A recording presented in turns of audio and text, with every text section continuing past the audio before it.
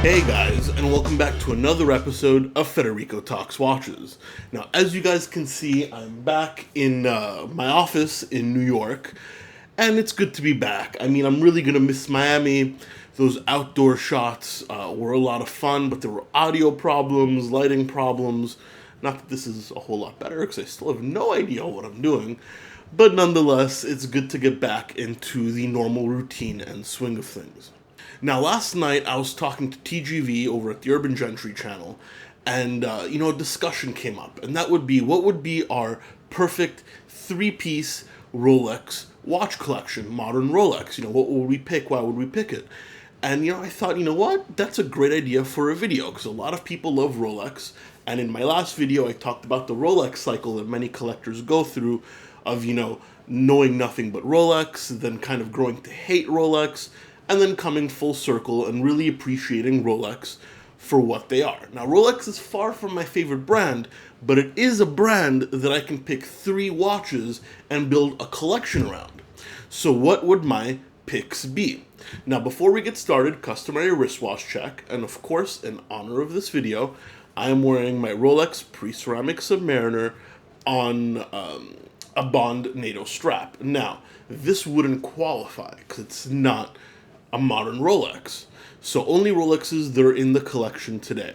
And I think TGV might also make a little list of his own and talk about that as well. And actually, we have very, very different picks. So you don't want to miss his video over at the Urban Gentry channel when it comes out, so you can kind of get an idea of our different tastes. Now, the first Rolex I picked is the ceramic, of course they're all ceramic now, GMT Master II with the black bezel. And man, I really like this watch, and there's a few reasons. Firstly, you've got that iconic Rolex look. It looks very much like a sub, and the GMT Master is almost as iconic in its own right. But you add a GMT function, which, is fantastic, especially for a guy like me, because I travel a ton, and is probably the most useful complication, at least in my eyes. You also add center link polishing on the bracelet, so you've got a little bit more flash, and if you guys are viewers of my channel, I gotta love the flash. And the GMT hand is green, so it gives it a pop of color. Now, this isn't as water resistant as the sub, but, that doesn't really matter to me because I don't, intend on diving down to the Mariana Trench anyway. I barely go to the deep end of the pool. So I think a GMT Master is gonna suffice. I also love the watch's roots in aviation, the fact that the first GMT Masters were created for Pan Am Airlines, for jet pilots that were crossing many time zones. And you guys may know I owned a Pepsi bezel GMT in the past. I've actually owned two of them. So I think this would be a natural choice for me.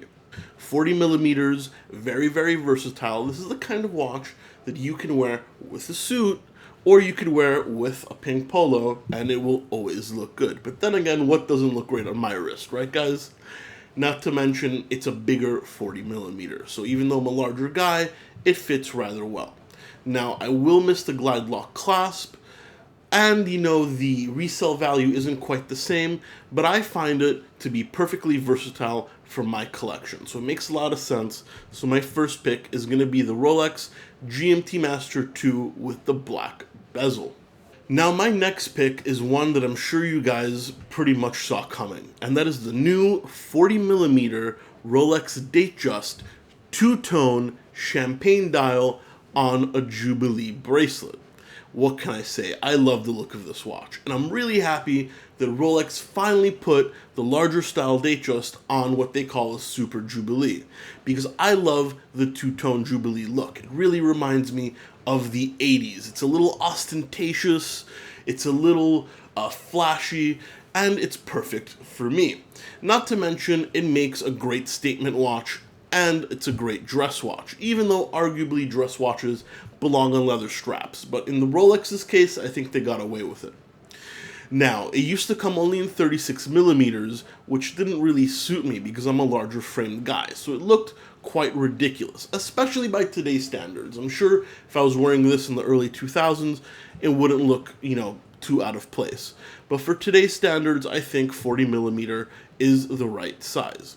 The new Jubilee is not hollow on links, so it's very, very solid, and it's got the new Rolex movement in it, which of course is only mildly modified compared to the previous generation, but that's the way Rolex does things. Small incremental steps to make sure there are no issues. So I think it would fit right at home on my wrist. And I mean, come on, look at this piece. I know it's not for everybody, but I think everybody can agree it's a great watch for a guy like me. So I picked the GMT Master II as kind of my sports watch and my hybrid. I picked the Datejust 40mm two-tone as my dressier watch. So now my third watch, I want it to be a little bit more casual, even though everything in the Rolex line is extremely versatile. Part of the reasons why people love it. So for my more casual watch, I'm going to go with a Milgauss. And not only a Milgauss, but I'm going to go with the white dial orange hand Milgauss. The Milgauss that pretty much no one likes apart from me. But that's okay, because in the second-hand market, I can pick one up for a steal. So of course the Milgauss is kind of in that Datejust case, but it's a little bit thicker. It's got a Faraday cage, which makes it anti-magnetic. It's got a classic white dial, but it's got those great orange hour markers and that orange lightning bolt second hand that makes it so different from anything else. It's just a little bit of whimsy and a little bit of playfulness in a very otherwise standard Rolex watch. Now, it doesn't have the fantastic glide lock clasp, but it does have the two-tone bracelet, which I like a lot. The bezel is flat, so I've got the rotating bezel on the GMT Master II, the fluted bezel on the Datejust, and now I've got the flat bezel. And this is the perfect watch to just be hanging out, on the beach. It's not the most water resistant, but it's not too flashy. It looks great with shorts and a polo, and you can even dress it up in a suit if you want something a little less ostentatious. And to me, it's a little bit different, because guys, I love being a little bit different. If you're going to spend this kind of money, then I don't want the standard kind of norm. The white dial is the least common because it's the least loved, and you add those orange hour markers and that orange second hand, and it's so much more playful than, what a standard Rolex would be. That alone gets it a spot on my list.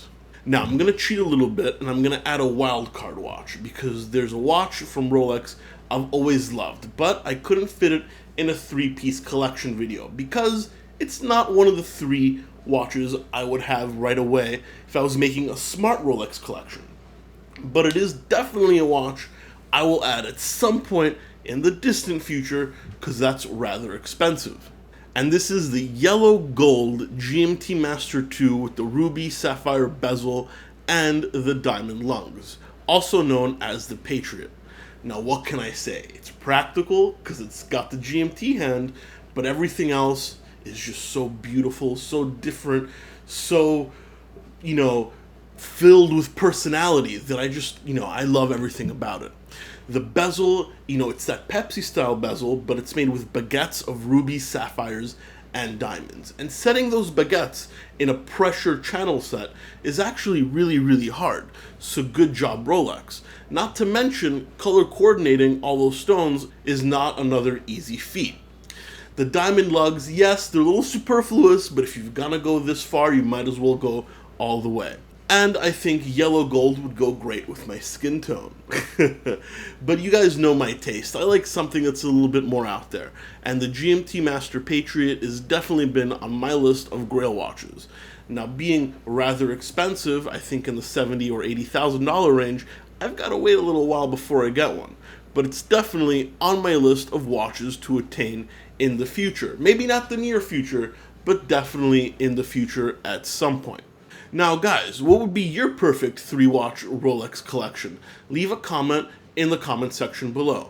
Oh, and don't forget to check out the description so you can look at my Instagram account so you can get more watch content on the days when I'm not uploading. Thank you so much for sticking around for another episode of Federico Talks Watches, and I'll catch you guys in the next one.